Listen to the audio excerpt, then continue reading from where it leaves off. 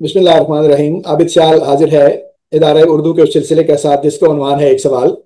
और मैं साथ हूँ अपने उस्ताद, अपने दोस्त जनाब डॉक्टर ज़ाहिद हसन के। सर, बहुत शुक्रिया, आपने वक्त इनायत फरमाया।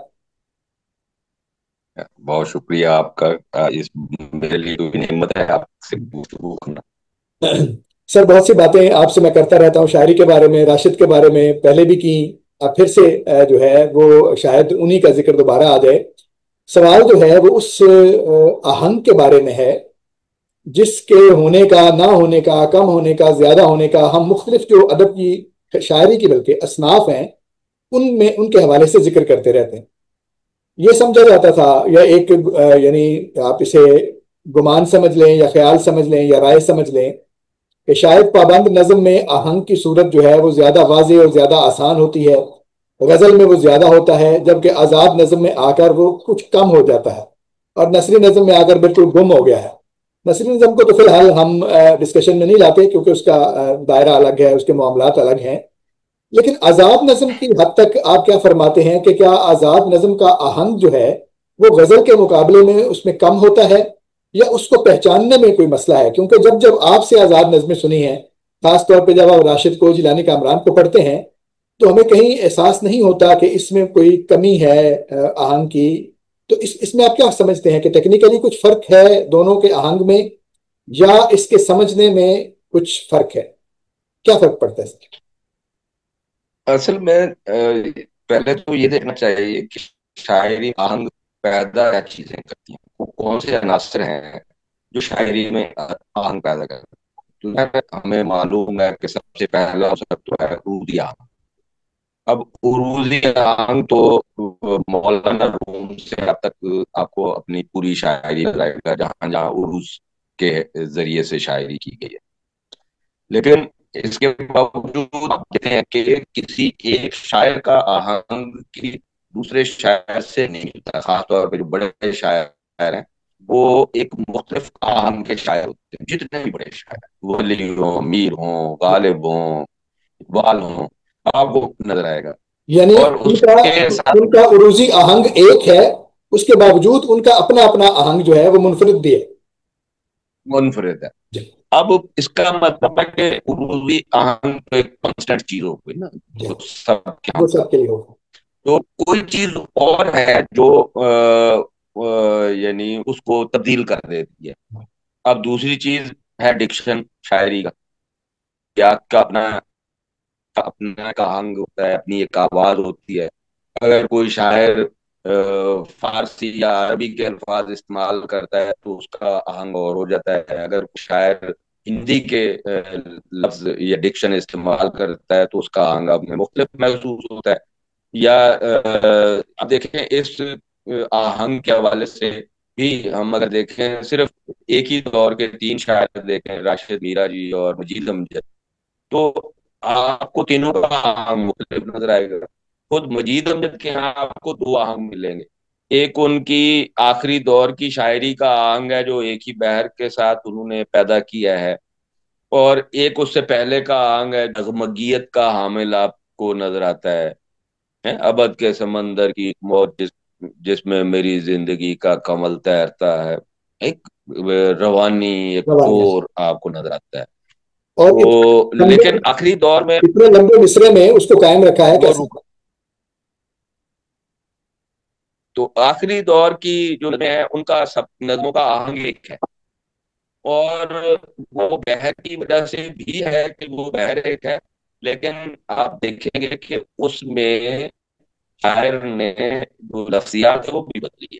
वो लफ्जियात नहीं है, उसके इस्तिआरा बनाने की जो पहली ट्रेनिंग थी उससे मुख्तलिफ इस्तिआरे बनाए, मुख्तलिफ डिक्शन इस्तेमाल किया। तो दूसरी चीज हमें महसूस हुआ कि वो उसका डिक्शन है, वो लफ्जियात कौन सी इस्तेमाल करता है शायर। और तीसरी चीज उसके इस्तिआरात हैं। हर शायर के पास आपको एक जैसे इस्तिआरे नहीं है, हर बड़े शायर के अपने इस्तिआरे हैं। तो वो हर नज्म में बनाता है, और सारे ऐसे होते हैं जो उसकी पूरी नज्मों में नजर आते हैं, जो जिन्हें वो तवातुर से इस्तेमाल करता है। तो ये تیسری چیز آہنگ کو بنانے والی یہ ہے. پھر آپ دیکھیں گے کہ جیسے ابھی میں نے مجید امجد کی مثال دی، تو مجید امجد کی یہی جیسے امروز ہے یا کنواں ہے یا اس طرح جو ان کی نظمیں معروف مشہور نظمیں، ان میں وہ قوافی، اندرونی قوافی کا استعمال کرتے ہیں، جو راشد نے اپنی ساری زندگی شاعری جو کی اس میں مسلسل کیا. قوافی اور ردیفیں جو ہے وہ بھی ایک آہنگ پیدا کرنے میں مدد دیتی. تو یہ چوتھی چیز ہے جو ہمیں فیل ہوا کہ وہ آہنگ کو تبدیل کرتی ہے. تو کے علاوہ جو سب سے اہم چیز ہے، یہ تو وہ چیزیں ہیں جو شاعری کے کو ہم پڑھتے ہیں تو ہمیں نظر آ جاتی ہیں. ایک چیز ہے وہ ہمیں نظر نہیں آتی ہے، اسے ہم محسوس کر سکتے ہیں. وہ ہے خود شاعر کا اپنا وجودی آہنگ جو ہے، کہ اس کا وہ زندگی کو کیسے دیکھتا ہے، کیسے محسوس کرتا ہے. آپ دیکھیں کہ ہر بڑے شاعر کا زندگی کو دیکھنے کا انداز آپ کو مختلف نظر آئے گا، چاہے وہ غالب ہوں یا اقبال ہوں. ایک روایت تو ہے جو انہیں ایک دھاگے میں پروتی چلی جاتی ہے، لیکن اس روایت کے ساتھ ساتھ ان کا وجود بالکل مختلف ہے. اب اس کی ایک بڑی اچھی مثال یہ ہے کہ آپ اقبال کی بانگ درا کی جو تیسرے دور کی غزلیں ہیں، اس میں 4-5 غزلیں ہیں جو بالکل غالب کے اسلوب میں لکھی ہوئی ہیں. یعنی انہوں نے اپنے اسلوب کی تلاش میں جو آخری پڑاؤ تھا ان کا، وہ غالب کے اسلوب سے مدد لینے کی کوشش کی، لیکن وہ اور خود ظاہر اقبال کو بھی محسوس ہو گیا کہ یہ تو میرے وجود کا آنگ نہیں ہے، یہ تو غالب کے وجود کا آنگ ہے. تو ایک غزل ہے ان کی، زمانہ آیا ہے بے حجابی کا عام دیدار یار ہوگا. جی ہاں. اس 1907 کی یہ غزل ہے. اس غزل سے کو ہمارے نقادوں نے بڑا ڈسکس کیا ہے اور بتایا ہے کہ یہ ایک ان کے اسلوب کی تشکیل کا ایک ٹرننگ پوائنٹ تھا، اور تھا کیونکہ اس کے بعد کی غزلیں ہمیں جو نظر آگے درا میں بھی اسلوب کی ابتدائی صورتیں ہیں جو ہمیں بالج شاعری میں ملتا ہے. ٹھیک ہے. تو وہ اس کا مطلب ہے کہ بال جبریل تک پہنچتے پہنچتے اقبال نے اپنے وجود کے اس آہنگ کو دریافت کیا جو بال جبریل میں اتنی طاقت سے نظر آتا ہے کہ میرے جیسے تو بہتے چلے جاتے ہیں نا، انہیں سمجھ ہی نہیں آتی کہ وہ کسی اور دنیا میں. اردو میں شاعری کی سب سے بڑی کتاب بنی. ہاں، اردو میں شاعری کی سب سے بڑی کتاب بن گئی وہ اس آہنگ کی وجہ سے. تو اس کا مطلب ہے اب جو آہنگ اقبال نے پیدا کیا وہ تو اس نے غزل اور پابند نظم میں کیا، لیکن ہمیں اس آہنگ کی جو جھلکی بعد میں نظر آتی ہے سب سے زیادہ راشد کے یہاں نظر آتی ہے. راشد نے اسے آزاد نظم، راشد کی جو پابند نظمیں ماورا میں ہیں، ماورا کے ابتدائی نظمیں ہیں، وہ نئی پابند شکلیں ہیں میں نظم تو کی. جو واقف الفت نہ کروں اور یہ سب جو ہے. ہاں جی جی جی جی. تو ہمیں اس میں نہیں ملتی، وہ ہمیں ان کی آزاد نظم میں ملتی ہے. خاص طور پہ ایران میں اجنبی کی آخری جو نظمیں ہیں، جیسے یہ دروازہ کیسے کھلا کس نے کھولا، تو یہاں تک آتے آتے وہ اس آہنگ کو وہ پکڑ لیتے ہیں. پھر پوری جو لامساوی انسان اور گماں کا ممکن، وہ اسی آہنگ سے لبالب بھری ہوئی کتابیں. تو اس کا مطلب ہے کہ آہنگ جو ہے اس کا صنف سے زیادہ تعلق ان چیزوں سے ہے بہت کہ اچھی بات ہے. وہ، ہاں، وہ یہ عناصر جو ایک مستقل عنصر ہے یعنی عروضی عنصر، اور دوسرے جو 4-5 عناصر ہیں وہ فنی عناصر ہیں جن سے آواز کسی ایک شاعر کی شاعری کی دوسرے شاعر کی شاعری سے مختلف ہو جاتی ہے. اب اس میں آپ دیکھیں کہ جو میلوڈیس آوازیں ہیں، نغمگیت ان میں ہے ہماری شاعری میں، کچھ میں نہیں ہے جیسے میرا جی کے ہاں وہ نسبتاً کم ہے، یا کم از کم وہ ہمارا جو وجود جو ہندوستانی لوگ ہیں ہندوستان کے رہنے والے تارئین ہیں، ان کا وجود جس آہنگ سے اٹریکٹ ہوتا ہے وہ آہنگ نہیں ہے۔ نتیجہ اسی وجہ سے مجھے، میرا اپنا جو خیال ہے وہ یہ ہے کہ مجید مجید امجد کی آخری دور کی شاعری، اختر الرحمان کوئی چھوٹا شاعر تو نہیں ہے، بہت بڑا شاعر ہے۔ اختر الرحمان کو ہم نے بہت کم پڑھا، ہم نے میرا جی کو بہت کم پڑھا، بعد کے شاعروں میں ہم نے عبدالرشید کو بہت کم پڑھا۔ عبدالرشید کے ہاں اسی طرح کا آہنگ ہے جو جیسا ان کے ہاں ہے، جی لیکن عبدالرشید کے جو تھوڑے سے سینئر مصر تھے یعنی کامران، ان کے ہاں ہمیں آہنگ، ان کے ہاں بھی آپ کو مختلف کتابوں میں مختلف ملے گا، وہ آہنگ جو انہوں نے اپنا، یعنی ان کا خود اپنا جیلانی صاحب کا ہے، وہ ان کے آخری چار پانچ مجموعے ان کے چھوٹے چھوٹے ہوتے تھے لیکن آخری چار پانچ مجموعوں میں ہمیں ملتا ہے جو باغ اچھی دنیا سے نظمیں جو ابھی نمر جو ہے، اور جو تم نے کیوں مجھ کو چنا، جو ان کی معروف ترین نظم ہاں ہاں ہے، ہاں وہ ہاں کیسا ہاں، اچھا جی جی جی، ہاں جی۔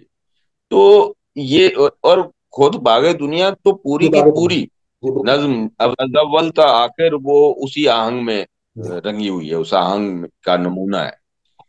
تو آہنگ کا تعلق شاعر کے ساتھ ہے نمبر ایک، اور نمبر دو اس کے تخلیقی تجربے کے ساتھ۔ تخلیقی تجربہ بھی اس کا مختلف ہوتا ہے، اس کے وجود کے ساتھ اور اس کی فکر کے ساتھ، اس کے مسائل کے ساتھ، جو تخلیقی مسائل ہیں کہ وہ کیا چیز کہنا چاہتا ہے، کیا کس دنیا کو بیان کرنا چاہتا ہے، اس سے اس کا آہنگ بدلتا ہے۔ تو اس کا تعلق جو ہے وہ یعنی صنف سے اتنا زیادہ نہیں ہے؟ صنف سے بھی نہیں ہے اور عروج سے بھی نہیں ہے، کیونکہ اگر عروج سے ہوتا تو پھر سب کا آہنگ ایک ہوتا۔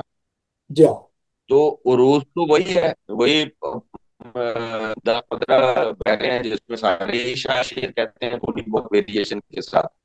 تو لیکن ہم دیکھتے ہیں کہ آہنگ تو ایسی چیز ہے کہ جو حضرت کا آہنگ جگر، یعنی اب زیادہ چھوٹے شاعر ہیں تو بڑے شاعر تو نہیں ہے، لیکن حضرت کا آہنگ جگر سے، فانی سے، اثر سے بہت مختلف ہے، یہ گانا سے فراق سے بہت مختلف ہے، یہ گانا اور فراق بالکل ہی مختلف آہنگ کے شاعر ہیں۔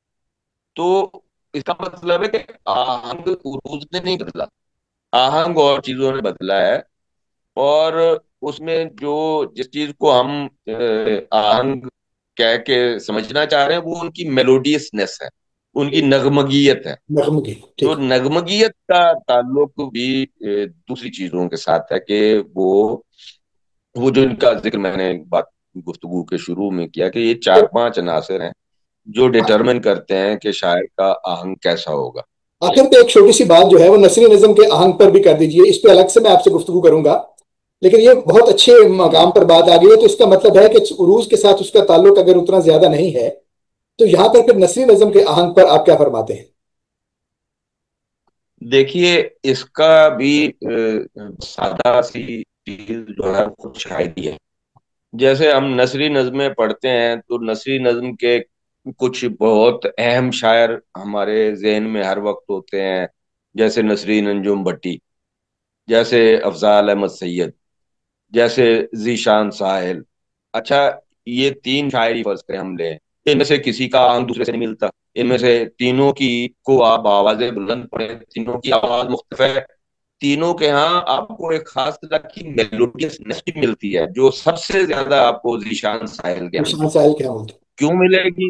کیونکہ ذیشان ساحل کی شاعری میں رومانس زیادہ ہے، جی یعنی یہ ان کی نسبت، افضال کی نسبت اور نسرین انجم بھٹی کی نسبت، یہ زیادہ تر فکری شاعر ہیں افضال بھی اور نسرین انجم بھٹی بھی، تو ان کے یہاں رومانس کے عناصر زیادہ ہیں۔ ویسے ہی جیسے غزل میں آپ دیکھیں تو آپ کو ظفر اقبال میں جو آہنگ نظر آئے گا وہ بہت مختلف ہے۔ ظفر اقبال رومانٹک پوئٹ نہیں ہے، وہ تو بالکل اور طرح کی فکر کے شاعر ہیں، لیکن احمد مشتاق یا ان کے جونیئر سربت حسین کے ہاں آپ کو ایک رومانوی وفور ملے گا، وہ جو رومانوی وفور ہے اس نے کی غزل کا آہنگ بدل دیا۔ بہت اچھا یہی رومانوی وفور ہے جس نے ذیشان شاعر کی نثری نظم کا آہنگ بدل دیا، بہت اچھا، اور وہ بالکل مختلف ہو گئی افضال احمد سید یا نسرین انجم بٹی کی نظم سے۔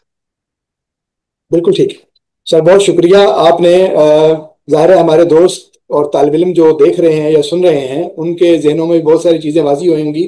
میرے اپنے بہت سے جو نکات ہیں میرے ذہن میں عروض کے حوالے سے، آہنگ کے حوالے سے، آہنگ اور صنف کے تعلق کے حوالے سے، وہ بہت واضح ہوئے۔